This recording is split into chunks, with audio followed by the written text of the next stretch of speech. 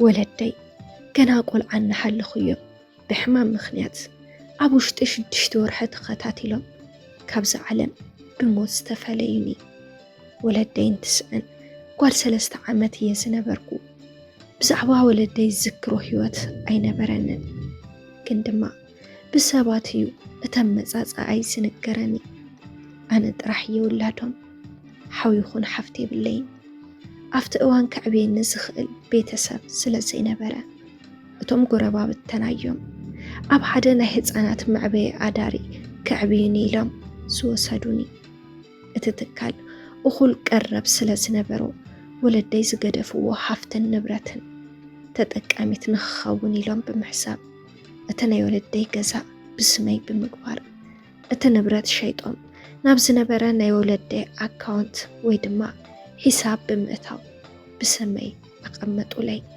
بزيكا ولدي مسعنين تزيكوينو من مزاقم حيوتي نبرا مالت اتزخف أنس نبرا بيتسب زبحال سلسي بالليو كان بيتسبي زحاسبهم أفتي معبي عدارس نبرو قلعتن أتوم أبو زنبرو ممحرانين ترحيهم أتزعب كله تكال كله زادلي أمالي أسل زعبيني أب تمرتي دحن زبحال كتتليو سنبرني تمرتي بزقباء تمحيرة يونيفرستي بمئتاو نحك منا تمرت قصلقو كابقل عنتي جميرة أفتم معقوبي حزانات مسدك أنستيو نبيني تفليس لزعبخو مسودي زرخ بلو أب حدا مدلات أب تمرتن طرحيو كما حواتينا نتحلالة أزدما نسمعيت كيد دفافاءن بقليلو خالي يركب كيف تزمن حقيزو النيو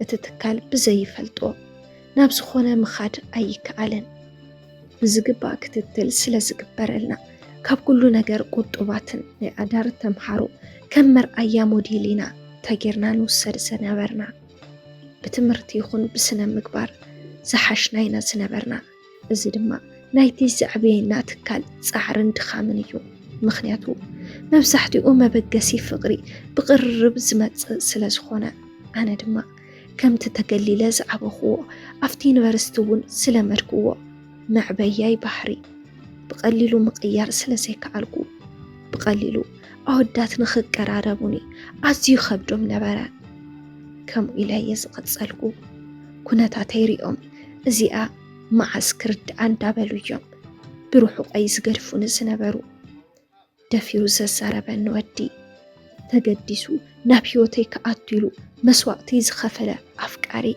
أين برن أنا هون بفقر عين أمي تستسأل ودي نبرن زدما أنا زنبرن بحري نابلبي كالي ودي زعاتو يكونن أتن أفتين برست زنبرا محازوتي كم دليتن كتصاوتا فقدو اندامست تتصوي أني خداني رانيا أنا قنا مس محازوتي كتصاوت كم عتن فتحي لا ناي يونيفرستي مقرت كستماقرو أي مرتكون أي دفركون كاب قلعي سلازي لمدكو سكفتا داني رنمبر أنا ون كزنا قاعد دسي بلنا نيريو عدم عالتقنا كفتن زنبرا 3 محازوتي اتنكلتا أب حدا كلاب كتصواتي لن مس وسداني مستك ستن مسأن إناتو تصوتكن انداس عساخون كمشن قبراني أنا قل أزي هيوتي لمدكوون عشم كويدو مستا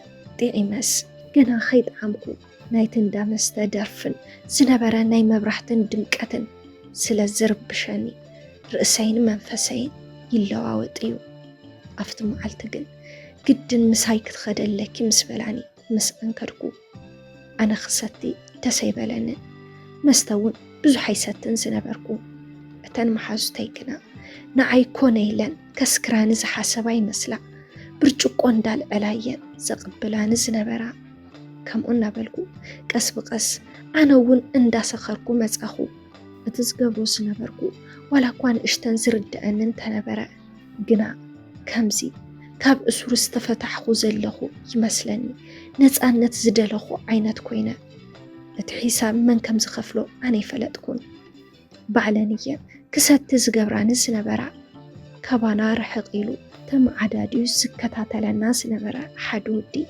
ምሳና ክትፃወት ኢለን ዓደምኦ። ንሱ እውን ቅድሚ ሕዚ ከምዘይፈልጠን መሲሉ ናባና ተሓዊሱ ምሳና ኣብ ሓደ ኮፍ ኢሉ ክትፃወት ጀመረ። እታ ሳልሰይቲ መሓዛና ድማ ኣብ ዶርምያ ዝነበረት ይኹን እምበር ንዓይ ናብ እንዳ መስተ ሒዘና ንከምዚ ኸዳ ምስ ፈለጠት እቲ ተግባረን ስለ ዝፈለጠት ንዓይ ናብ ሕማቕ ነገር ከየእትዋኒ ክትብል ስልኪ ደወለት። እተን መሓዙተይ ድማ እቲ ናባይ ዝተደወለ ስልኪ ባዕለን ኣልዒለን ከዛረብኣ ጀመራ። ኣነ ክሰቲ ከም ዝደለኹም ኣብ መስተ ሰዓተይ ኣይትረብሽኒ ትብለከላ ብማል እታ ስልኪ ዓፂን መለሳለይ። ኣነ ግና ብጣዕሚ ሰኺረ ዋላን እምበር እቲ ዝገብርኦ ግን ይርድአኒ ነይሩ እዩ። ይኹን እምበር እዚ ኢለ ብንቕሓት ኮነ ብድፍረት ዝገበርክዎ ነገር ኣይነበረን። እዚ ዝተረድአኒ መሓዛይ ድሕሪ ብዙሕ ምክትታል ናብ ሓደ እንዳ መስተ ደጊፈን ከእትዋኒ ብርሑቕ እንዳተኸታተለት ንሰም ብዘይረኣያ ድማ ካሜራ ትቐርፀን ነበረት። ናፍቲ መደቀሲ ምስ ኣተዋኒ እታ ቆልዓ ኣዳሊናልካ ኣለና ብቁልጡፍ ናፍቲ ቦታ እቲ ውዕለና ሒዝካ ምፃእ ብማል ብዙሕ ገንዘብ ተቐቢለን ኣስኪረን ከም በጊዕ ሸጣኒ። እዚ ወዲ ድማ የቐኒለይ ኢሉ ነተን እከያት መሓዙተይ ናፍቲ ዝደቀስ ኩሉ ኣትወ። ይኹን እምበር እቲ መደቀሲ ከይዓፅዎ እዛ መሓዛይ እናቐረፀት ክልተ ጉባስ ተምሃሮት ዩኒቨርሲቲ ሒዛ ብምምፃእ ካብቲ ክበፅሐኒ ዝነበረ ግፍዒ ኣድሒናትኒ። ንፅባሒቱ ድማ እቲ ዝቐረፀቶ ኩሉ ረኣኽዎ። ብጣዕሚ ድማ ብመሓዙተይ ሓዘንኩ። እቲ ኣብቲ ቪድዮ ክዕምፀኒ ኢሉ ዝፈተነ ወዲ እቲ ምሸት ምሳና ክሰቲ ዘምሸየ ምዃኑ ኮነ ኢለን ተዋጊን ከም ዝሸጣነ ተረዳእኹ።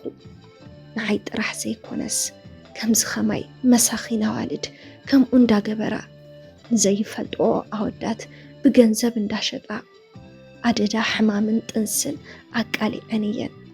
ኣነ ግና ሳላ ለባ መሓዛይ ካብቲ ተፃዊዱለይ ዝነበረ ጉድ ከም ዕድል ተረፍኩ። ካብ ሕሉፈይ ከምዚ ዓይነት ፈተና ስለ ዝገጠመኒ ብዝግባእ ተማሂረሉ ክብሪ ሓሊ ምንባር ቀፀልኩ። ዩኒቨርሲቲ ብፅቡቕ ውፅኢት ተመሪቐ ድማ ኣብ ሓደ ናይ ጥዕና ትካል ተቆፂረ ክሰርሕ ጀመርኩ። ኣብቲ ዝተቆፀርኩሉ ሆስፒታል ድማ ሓዳሽ ቁፃር ስለ ዝነበርኩ ብቐሊሉ ምስ ብዙሓት ሰብ ሞያ ምልላይ ከኣልኩን። እቲ ስራሕ ባዕሉ ኣብ ከይዲ ምስ ዘራኸበኒ ዝነበረ ሰባት ጥራሕ እየ ዝፋለጥ ዝነበርኩ። ይኹን እምበር ብኸምዚ ናተይ ሞያ ምስ ዝሰርሕ ሓኪም እየ ዝተላመድኩ። እቲ ወዲ ሓዳሽ ምዃነይ ምስ ፈለጠ ይሕግዘኒ ነይሩ። ምስኡ ተኣታተኹ። እቲ ስራሕ ምስኡ ኮይነ ብቐሊሉ ተላመድክዎ። ዕለታዊ ስራሕና ሞያና ሓደ ምዃኑ ድማ ርክብና ዝበለፀ ኣጠንከሮ። ግን ድማ በብዕለቱ ናይ ህልና ወቐሳ ይርብሸኒ። ኣብ ጥቓይ ኮይኑ ምኽሪ ዝህበኒ የድልየኒ እዩ ትብለና ኣላ። ናይ ሎሚ በዓልቲ ዛንታና እቲ ነገር ከምዚ እዩ። ክልቴና ኣብ እንሰርሐሉ ሓደ ናይ ጥዕና ትካል እዩ ዝነበረ። ናይ ሎሚ ቅድሚ 4 ዓመት ናፍቲ ሆስፒታል ሓኪም ኮይና እንትምደብ ኣብ ከይዲ ስራሕ ዝተፋለጥና ብስራሕ ምኽንያት ዝረኸብዎ መሳርሕተይ ጥራሕ ዘይኮነስ ብሙያና እውን ተመሳሳሊና። ናይቲ ስራሕ ባህሪ ምትሕልላይን ምትሕግጋዝን ዝጠልብ ስለ ዝኾነ ዝምድናና ጽቡቕ ነበረ። ናይቲ ስራሕና ሞያን ሓደ ዓይነት ምዃኑ ልብና ኣቀራሪብዎ ዶ ይኸውን ኢለ ይሓስብ።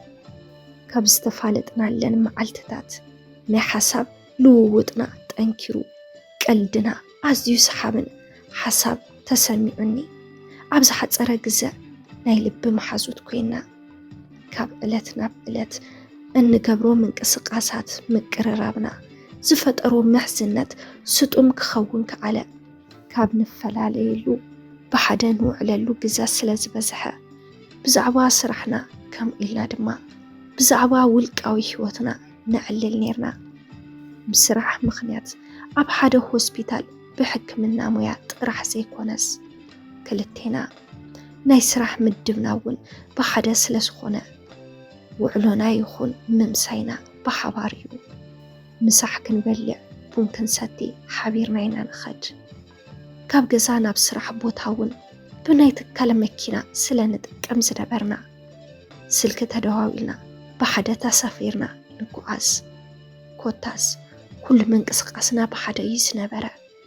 ኣነ ብዘይ ንሱ እውን ብዘይ ኣነ ኣይንውዕልን። ይኹን እምበር እዚ መሳርሕተይ ኣፍቃሪት ነይራቶ እያ። ካብ ምሕር ምቅርራብና ዝተለዓለ ድማ ኩሉ ምሽጥራት ኣፍቃሪቱ እዩ ዝነግረኒ ነይሩ። ንሱ ከም ዘዕልለኒ ዝነበረ ምስ ኣፍቃሪቱ ብዙሕ ስምምዕ ኣይነበሮን። ርክቦም ብዙሕ ዘሐጉስ ከም ዘይነበረን ፍቕሪ ዝተመልኦ ከም ዘይኮነ እዩ ዝዛረበኒ ነይሩ። ንዓኣ ንምርካብ ክብል ዘይፈተኖ ፈተናን ፀገማትን ኣይነበረን ኢሉ እንተዕልለኒ። በቲ ሽዑ ግዜ ኣፍቃሪቱ ግዜ ከም ዘይትህቦን ከም ዘይትግደሰሉን ብሕርቃን እዩ ዝዛረበኒ ዝነበረ። ኣነ እውን ከም መጠን መሓዝኡን መሳርሕቱን ኮይነ ድማ ብትዕግስቲ ክፅበያን ብሓሳብ ክረዳድኣን ከም ዘለዎ ይምዕዶ ነይረ። እዚ ለምምካረይ ድማ ናይ ልቢ ምሕዝነተይ ዝዋፃ ዘለኹ እዩ ዝመስለኒ ነይሩ። ይኹን እምበር መዓልትታት ሰሙናት ተኪኡ ሰሙናት ኣዋርሕ እንትዋለዱ ርክብ ምሕዝነትና ናብ ዓመት ክሰጋገር ቀረበ። ምልማድና እንዳዘየደ ካብ ልክዕ እናሓለፈ ኸደ። ንሱ እንተዘይሓልዩ ንዓይ ቀትሪ ከም ፀልማት ማለት እዩ። ንሱ እውን ከምቲ ናተይ ኩነታት እዩ ዝነበረ። ካባይ ክፍለ ኣዝዩ ዝኸብዶ ምልማድና ካልእ መልክዕ እንዳሓዘ መፀ። ብኸምዚ ዓይነት ኩነታት ናብ ህይወተይ ቀስ ብቐስ ሸሊኹ ንምእታው ግዜ ወሰደሉን። ኩሉ ምንቅስቃሳተይ ክፈልጥ ከኣለ ብጣዕሚ ዝከታተለኒ ዝነበረ ምስ መን ከም ዝራኸብ ናበይ ከም ዝኸይድ ምስ መን ከም ዝደዋወል ይቆፃፀረኒ ነይሩ። ኣነ ግና ኣብቲ ወቕቲ ስለ ዝሓለየለይ ከም ሓፍቱ ከይጉዳእ ኢሉ ብሓልዮት ዝሓሰበለይ ድዓ እምበር ብኻሊእ ዝጥምተነ ይመስለኒ ነይሩ። ምክንያቱ ኣፍቃሪት ስለ ዝነበረቶ ብፍሉይ ናባይ ክሓስብ እዩ ኢለ ኣይገመትኩን ነይረ። ብዙሕ እዩ ዝመኽረኒ። ኣነ እውን ካብ ናቱ ፍቓድ ኣይወፅን ዝነበርኩ። 1 ዓመት ሓለፈ። ርክብና ካብ ዝምስረት ውሽጠይ ዝተፈለየ ፀባያት ከምፅእ ጀመረ። ቅድሚኡ ምስ ኣፍቃሪቱ ክራኸብ እንተሎ ዝነበረኒ ፅቡቕ ድሌት ነይሩኒ። ርኸብ ባይለ ዝሰዶ ኣነየ ነይረ። ድሓር ግን እቲ ድሌት እናጠፍአ መፀ። ንኣኣ ክረኽባይሉ እንትኸይድ ብጣዕሚ ክድብረኒ ጀመረ። ናተይ እምበር ናታ ጉዳይ ምንም ኣይመስለንን ዝነበረ። ኣብ ውሽጠይ እውን ሓያል ኩናት ተፈጠረ። ማለት እውን ክፍልዮ ክሓስብ እንተለኹ ይኸብደኒ፣ ክርሕቆ ከቢዱኒ እዩ ኣይከኣልኩን። ብርግፅ ብሰንኪ ሕሱም ቅርርብ እዩ ከፍቅሮ ዝኸኣልኩ። ኣብ ውሽጠይ ዝተደጎለ ረመፅ ፍቕሪ ምፅማም ስለ ዘይከኣልኩ ድማ ዝኾነ ይኹን ኢለ ውሽጠይ ዘሎ ስምዒት ኣውፅእ ነገርክዎ። እቲ ዝሓበኒ መልሲ ግን ዘይተፀበኽዎ ነበረ። ኣነ እውን ስለ ዝተሰከፍኩ ክየ እምበር ብጣዕሚ ዘፍቅረኪ ብምባል ምንባር ዝጀመርኩ ምሳኺ ካብ ዝፋለጥ እየ ብምባል ከም ናተይ ድሌት ተቐበለኒ። ዋላ ንሱ ይቀበለኒ፣ ኣነ ግን ከም ዘጥፋእኹ ኮይኑ ይስምዐኒ። ጥፍኣት ምዃኑ እንዳተረድአኒ ጌጋይ ቅድሚ ጣዕሳ ኣሚነ ኣተኽዎ። እታ መዓልቲ ብሓደ ሓዲርና ናይ መጀመርያ ይወድዩ ድንግል እየ ዝነበርኩ። ርክብ ምስ ፈፀምና ኩሉ እንዳፈለጥኩ ናተይ ክገብሮ ክውንኖ ደለኹ። ንፍቕሪ ኣዝየ ተመነኽዎ። ንሱ እውን ድንግል እየ ኢሉ የተፀበየን ክሳብ ሽዑ እዋን ምስ ማንም ርክብ ከይገበርኩ ምፅንሐይ ኣዝዩ ተደነቐ። ዝበለፀ ናባይ ተማረኸ። ኣነ እውን ዝነበረኒ ፍቕሪ ኣመና ዘየደ። ካብታ ዕለት ጀሚርና ድማ ሓቢርና ምንባር ቀፀልና። ሓደ ዓብዪ ናይ ንግዲ ሱቕ ከፈተለይ። ፅቡቕ ስራሕ ጀመርኩ። ናብራይ እውን ተኸታተለ። ንዓኺ ኣብ ዝሓሸ ቦታ ከይብፃሕኹኺ ዕረፍቲ ዝበሃል ኣይክህልወንን ብምባል ለይትን ቀትርን ይሰርሕ ነይሩ። ኣነ ግና ኣብ መንጎ ፍቑራት ኣቴ ዝመስረትክዎ ህይወት ከሰክፈኒ ዓርሰይ ከም ጥፍኣተኛ ክቆፅርን ገይሩኒ እዩ። በቲ ሓደ ገጽ ናይታ ኣፍቃሪቱ ህይወት በቲ ካልእ ድማ እቲ ንሱ ዝገብረለይ ሓልዮትን ክንክንን ኩሉ እንትሓስብ ናይ ሰለስተ ሰባት ህይወት ዘበላሹ ዘለኹ ኮይኑ ተሰሚዑኒ። ዛንታ ሰለስተ ሰባት ኣብ ሓደ ሰንሰለት ህይወት ተጠምጢሙ ሕልኽላኽ ዝበዝሖ ከይኸውን ሰጋእኹ። ኣነ ስለ ዝኾንኩ ዳሕረ ወይ ተፍቃሪቱ ንዓይ ገዲፉ ምስኣ ክቕፅል ኢለ ክነግሮ ይሓስብ፣ ግን ድማ ክፀውሮ ዘይክእል ፍቕሪ እዩ ሒዙኒ ዘሎ። እንታይ ከም ዝገብር ጠፊኡኒ ኣሎ። ክፍለየኒ ኣይደልን እንተዘይርእዮ ብስልኪ እንድሕር ዘይደዊሉለይ ብጣዕሚ ይጭነቕ ነበርኩ። ናይ ፍቑራት ህይወት ከይበላሹ ክብል ኩሉ ነገር ንውሽጠይ ሰቲረየ ዝቕመጥ ዝነበርኩ፣ ግን ድማ ኣይከኣልኩን። ክፍለየኒ እውን ኣይደለየን። ኩነታት ኣፍቃሪቱ እውን ከማይ ጓል ኣንስተይቲ ምዃና ዕረፍቲ ኸሊኡኒ። ኣፍቃሪቱ እንታይ ኮይና ትኸውን ክብል ውሽጠይ ተረቢሹ። ፍትዋት ቤተሰብ ናይ ማኪ ሚድያ እንታይ ትመኽሩኒ? ዝተለመደ ማዕዳኹም የድልየኒ እዩ ትብለና ኣላ። ናይ ሎሚ በዓል ተሳንታናሞ ሓሳብ ርእቶኹም ኣብ ናይ ኮመንት መጽሓፍ ቦታ ግደፉላ።